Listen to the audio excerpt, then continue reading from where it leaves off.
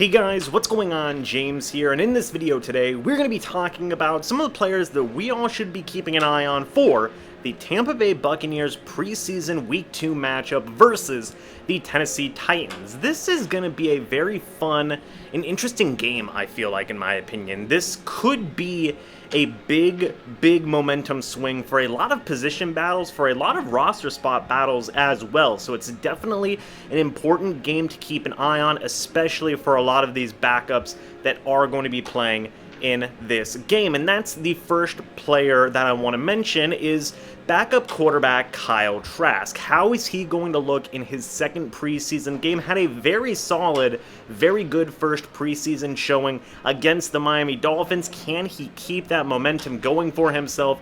Can he continue to showcase some really good skills, some really good growth, some really good development for the Tampa Bay Buccaneers? That's going to be some of the biggest questions going into this game that I will talk about more in my preview video.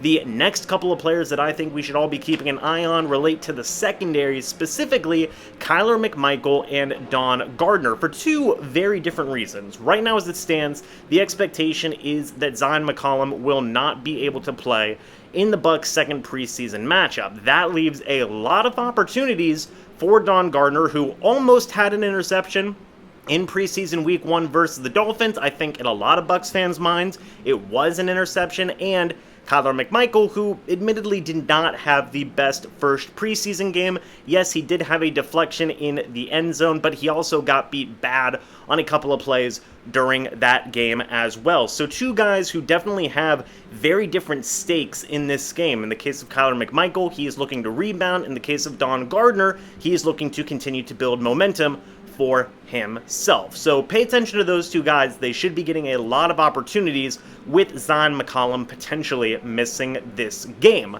The next couple of players that I think are worth keeping an eye on relate to the young wide receiver room, specifically Jarrett Stearns, Devin Tompkins, and Kalen Geiger. The Bucs recently got rid of one of those competitors battling for one of those wide receiver roster spots in Cameron Brown. Now you have guys like Stearns, Tompkins, and Geiger who have all shown some pretty good things in preseason week 1 versus the Dolphins, especially in the case of Stearns. I think that Stearns was an absolute dog in that first game there. Tyler Johnson also had a pretty darn good game in that first Dolphins preseason game. In fact, I would say he was the best wide receiver coming away from preseason week 1. He is dealing with an ankle injury though. So will these young wide receivers step up with these extra opportunities? You've also got to account for guys like Scotty Miller, Cyril Grayson, maybe Brashad Perriman, although it seems like he probably won't play in the game either.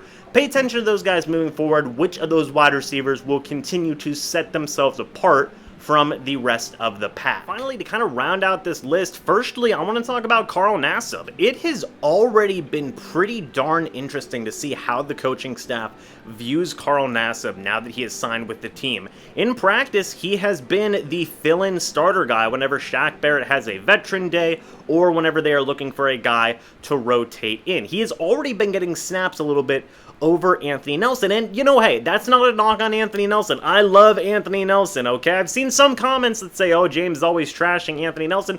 No, I'm not, man. I love Anthony Nelson. I think that he is a very solid, very good rotational pass rusher, and maybe this is just the Tampa Bay Buccaneers getting Nassib acclimated to practicing again. He hasn't practiced pretty much throughout the entirety of this offseason with a team, so it could just be that, but it is also something to worth monitoring moving forward. How many opportunities will they give Nassib in this first preseason game? Do they consider him a fringe starter like they used to whenever he was that team captain in 2019, and he was getting 6 sacks in 2018, 6.5 sacks in 2019, where he was a really solid, really capable third pass rusher for the Bucs? Is he going to dive right back into that role, or is it going to be a legitimate competition against Anthony Nelson? That is something that is genuinely worth paying attention to, and that's one of the reasons why Nassib is one of the top players to keep an eye on in this game. But finally, folks, last thing I want to mention here is the left guard battle. I'm talking about Aaron Stinney, I'm talking about Luke Gedeke, and I'm talking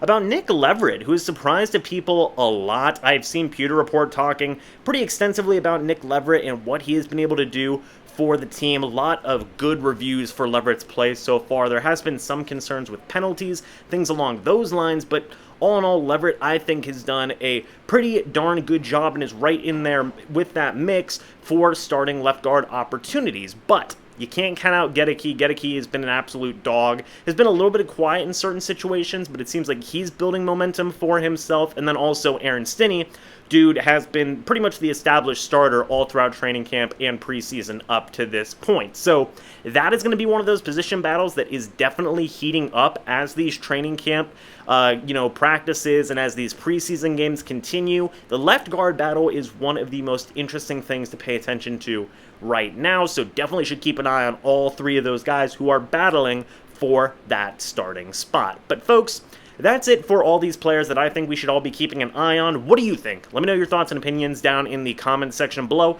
I would love to hear them. What other players are you going to be keeping an eye on in the Buccaneers preseason Week 2 matchup?